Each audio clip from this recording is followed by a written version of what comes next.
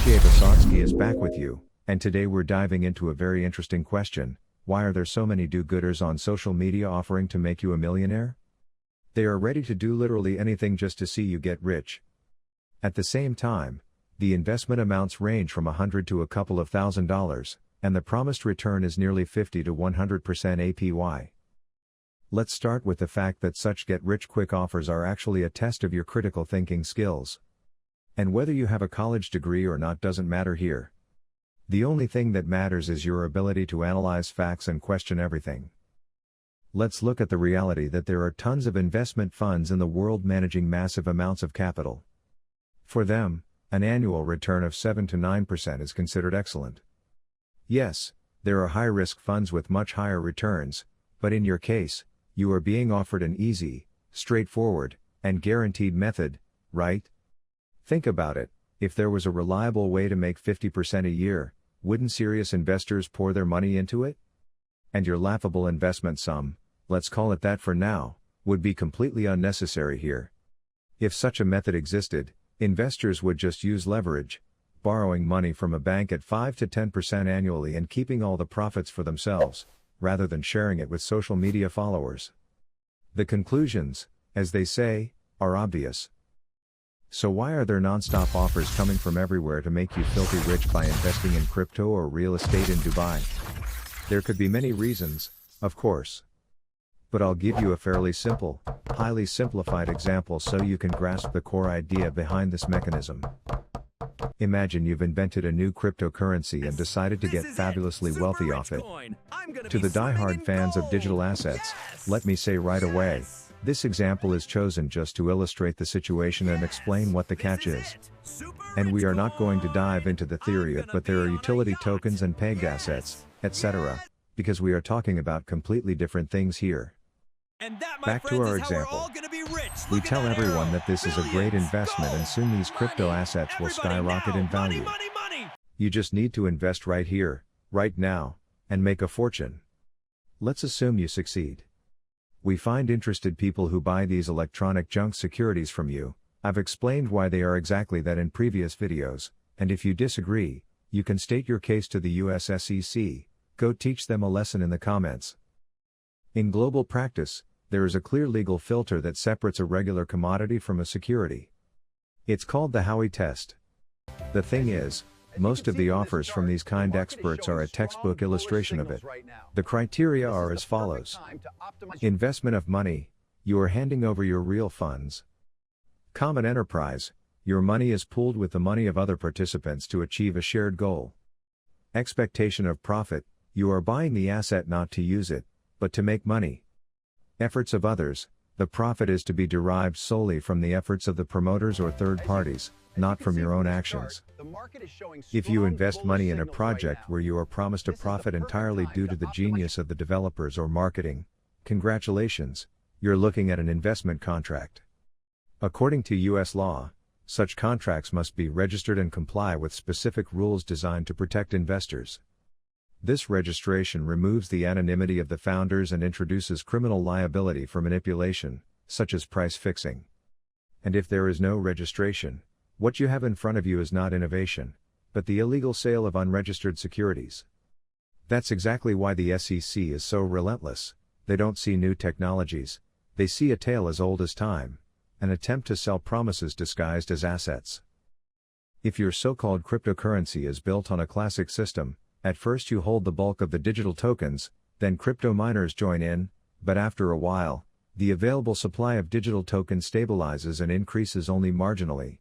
That's how classic algorithms work. Now, everyone who bought these crypto assets wants to make a profit. We understand that our digital tokens have no real-world utility for everyday life. Yes, I know you can set up anonymous and cross-border payments and so on, then such value would appear, but that's beside the point. We are trying to figure out the reason behind the generosity of social media influencers. In this scenario, we really want to cash in, and to do that, it would be nice to turn our digital tokens into actual money. But to turn something into cash, we need liquidity. Liquidity is the ability to sell an asset at market price.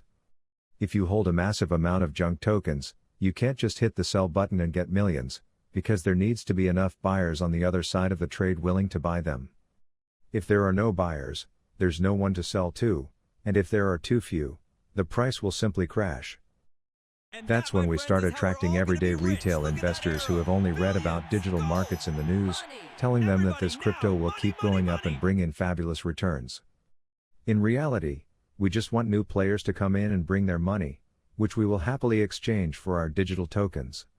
With the influx of new participants, there will be more money in the system, and since the available supply is relatively stable, what will happen to the price?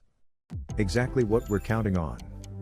Our so-called crypto assets will start to go up in value. Those who sold them will exit the project with a profit, while those who fell for the promises and exchanged their cash for numbers on a screen will have to find buyers willing to give up their money for these digital assets. Naturally, for the convenience of retail players in this market, we set up an exchange, and if possible, we make money again on the trading fees. Therefore, if someone offers you something completely out of the goodness of their heart, then you are the product. In the professional world, there's a term for this: exit liquidity. This means that to the creator of the project, you are neither a partner nor a lucky guy they decided to help out. You are simply that very liquidity, the cold hard cash they need to exit this shady asset. While you are dreaming of 100% APY, they are only dreaming that you'll buy their bags and let them walk away with a profit. I've oversimplified things quite a bit to make the main idea clear. There are more elegant ways to attract new customers, but then the system wouldn't be as obvious. Let's take another look at the mechanics of the trap. 1. Building a position. The manipulator or influencer pre-mines or buys the asset. It doesn't have to be crypto, that's just an example here, at a low price, or creates it from scratch. If the asset is created out of thin air, minting a new token, the manipulator doesn't need to buy it. They already own 100% of the supply. This is a crucial point for understanding the super profits. The main expenses go into marketing. 2. Generating hype or warming up the audience. Promises of 50 to 100% returns are broadcasted across social media. This creates artificial demand and draws in retail investors. 3. Leveraging the bandwagon effect. When enough newbies with real money enter the project, the manipulator starts carefully offloading their bags. 4. The finale. The manipulator cashes out into fiat with a profit. The newbies are left holding the bag, numbers on a screen that they can no longer sell because the influx of new buyers has dried up. I used crypto as an example. But the situation can play out exactly the same way with real-world assets. Take the real estate market, for instance. Have you recently come across ads for fabulously profitable investments in Dubai, Cyprus, etc.? You just need to buy an apartment, a villa, or a share in a hotel, and then it's all hustle and success. Sound familiar? In reality, someone simply wants to lock in their profit, and they need cash. It's not that the apartment is bad, but most likely, the asset is overpriced. And who can you make a killing off of? Exactly, retail investors. Professionals know that rental yields average around 5 to 7%, and the payback period in the hotel business is typically around 10 years. So, if you're being promised absurd returns like 20 to 50% annually, that is a textbook search for exit liquidity. The bait can be anything, from digital to physical assets. It's the underlying economic process that matters. Let's wrap this up. The financial world is harsh, and there's no room for charity from strangers in your newsfeed. If someone is persistently pushing you to buy a ticket on a train bound for El Dorado, chances are the train isn't going anywhere, and they just want to cash out their assets. When a kind social media influencer offers to make you rich, ask yourself one question: am I invited to the table, or am I on the menu? What you do next is up to you. Just remember the 3 golden rules we broke down today.